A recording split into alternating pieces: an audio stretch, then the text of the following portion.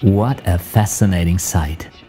A gigantic, shimmering green carpet of algae stretches across the German Bight, so big that it can only be seen from up here. During the annual spring bloom, tiny algae multiply so massively that they seemingly become one giant organism. In spring, the sun shines longer and stronger each day, and after the winter, there are plenty of nutrients in the water.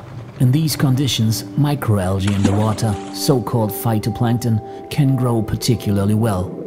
A natural spectacle occurs: an algal bloom. Algal blooms are important because algae form the basis of the food web in the sea. Thus, the existence of all ocean life depends on them.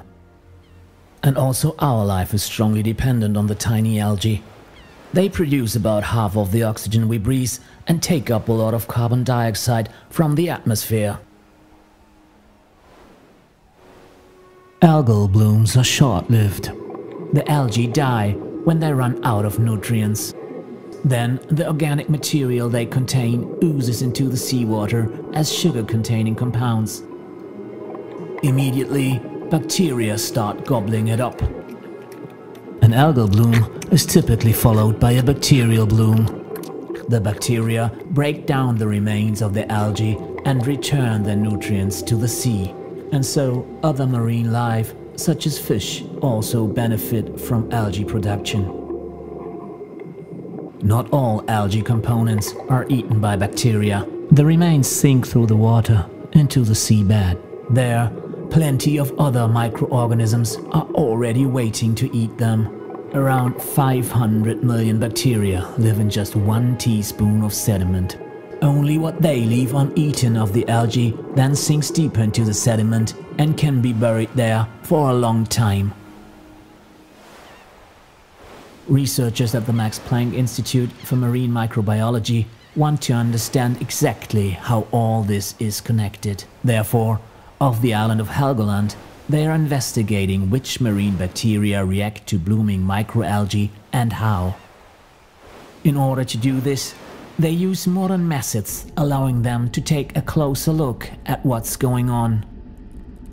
Bacteria all look pretty much the same at first glance, so the researchers use their genetic material to tell them apart. They enlighten the darkness with a method called FISH, short for fluorescence in situ hybridization, in which the ribosomal RNA is stained with fluorescent dyes. Special microscopes also allow researchers to look through single cells and see what is happening inside them.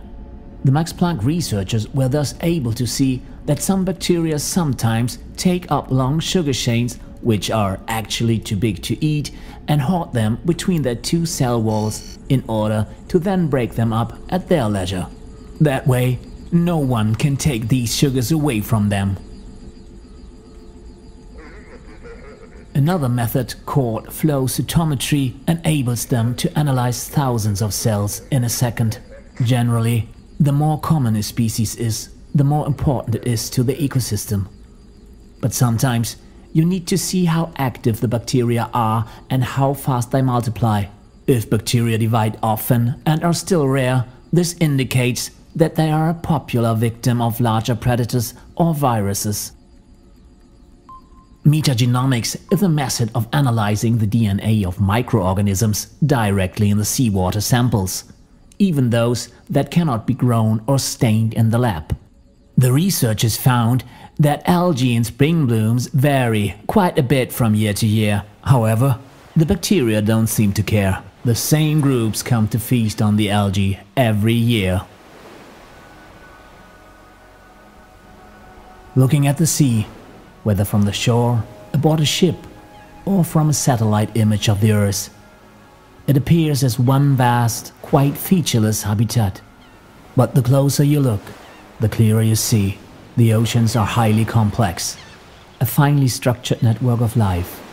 Even the smallest ocean inhabitants are of utmost importance. Only if we understand them better, we can make short and long-term predictions about this ecosystem and find better ways to take care of it.